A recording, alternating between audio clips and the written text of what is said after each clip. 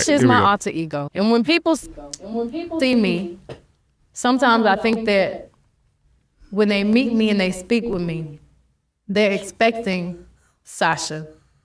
And I'm really kind of shy, and not really shy, but more reserved and nothing like Sasha. But I guess I wouldn't be very entertaining on stage. So Sasha comes out and she's fearless. You know, she can do things that I cannot do when I'm in rehearsal.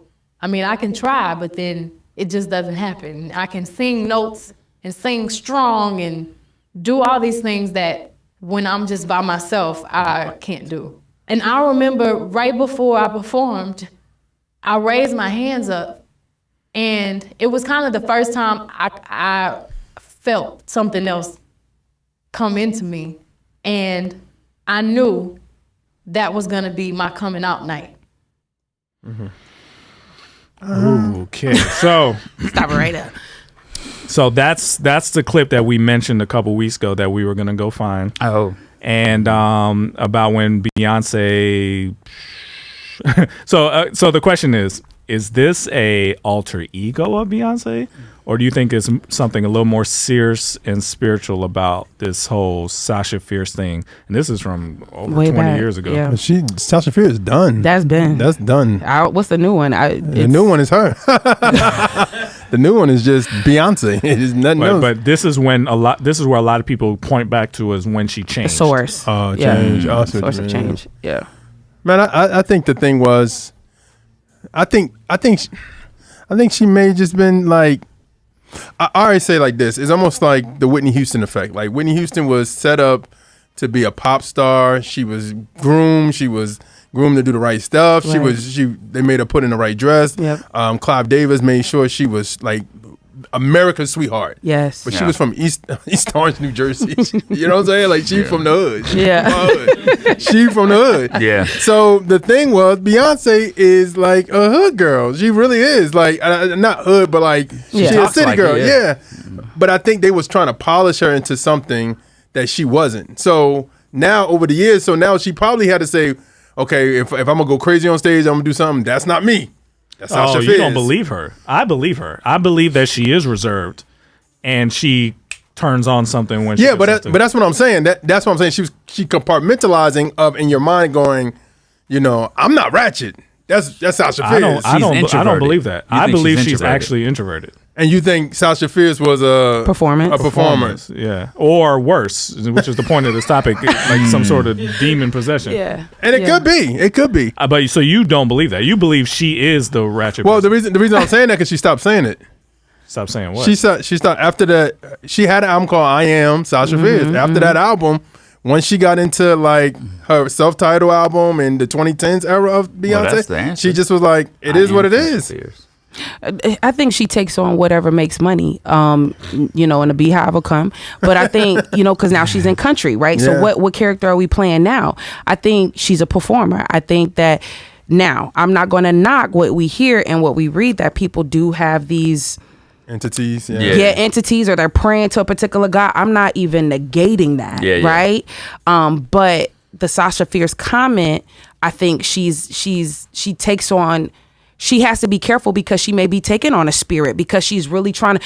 What was the cat who? It was a show that came out, and he said y'all gotta help me. He said he prayed because he was trying to be so like demonic that the demon Snowfall got on him. You feel me? And he was like, yo, I wish he was scared. Yeah. To where he had to call his people. It was like, Mom, like, yo, this demonic thing. So I think, it very much so could be a possibility. But I know the source. I'm not saying I know because I'm not her, but I feel like she's such a performer. So she's going to take and eat and breed and whatever that requires.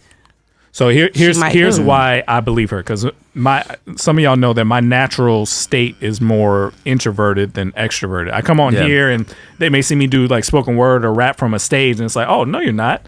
But the people who knew me back in Pembroke Pines, Florida, like, why are you on a stage? You ain't you know what I'm saying? Like, they know who I naturally am. Yeah. So what happens, though, is what I believe is that because of my calling and because I know what I'm supposed to do, when I go on stage to do a spoken word piece, I know that I need to be filled by the Holy Spirit to deliver this message. So it's him and not me. Yes. The problem is people who are not Christians do the same thing, but they're calling on some other things. You see what I'm saying? That's big. So that's what I think, even if it's her intention, that this is just an alter ego, this is me just turning on a switch, is what are you inviting in when you say that you're turning on the switch? For who? What if the switch is just the flesh? What do you mean? Just like your flesh, like you know, her natural. This is her real core self coming out. No, but what I'm saying is, you know, of course, when you talk about Galatians, you talk about the living by the Spirit, and then you live by the flesh. It's sometimes people would say, I've heard people, entertainers say, you know, I did this, and I can't remember me doing this. I just went out and we did it, and I got back, and I was like, did I just do that? You know what I'm saying? It's like sometimes it's almost like you just tapping into your inner self. What your inner self is your flesh, what your desires, your will, what you want to do. So maybe that's she living by the flesh when she performs. You know what I'm saying? It could be all those things. It could be alter ego, it could be flesh, and it could be definitely demonic. Spirit. Yeah. So we just wanted to bring this up because we have talked about Beyonce, of course, the infamous one from almost a year ago that we did. That brought some of y'all in. Some of y'all may know about it because of that one, but. We promised that we would go back and say, okay, this is where all this talk of Beyonce possibly worshiping some African spiritual gods and things like that started. This is where the suspicion started, because before this, she used to sing gospel songs. She used to talk about her love for God and this and that. And then it was a switch. So they think maybe if it's some spiritual going on, that this was the moment she admitted that something changed. I would go deep with y'all, but we run out of time. But it's interesting about what I've heard about Sasha Fierce, though. What is that? Right, because I'm like, we're going to just... It's long for long time. Like, what? It's not long for long time. We got a lot to do. What are you saying?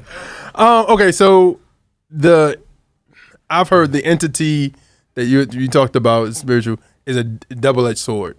It's a female, and then it's her husband, and her husband ends up being a drag queen or like a transgender. Oh, you're talking about the god in Nigeria. Yeah. Okay. So that's what... Remember, when you deal with spirituality, you're dealing with everything that comes with it. Jeez. So that's maybe at that time, maybe be something with the river goddess. Yeah. You're talking about. Yeah. Okay, well, drop that bomb on us right now.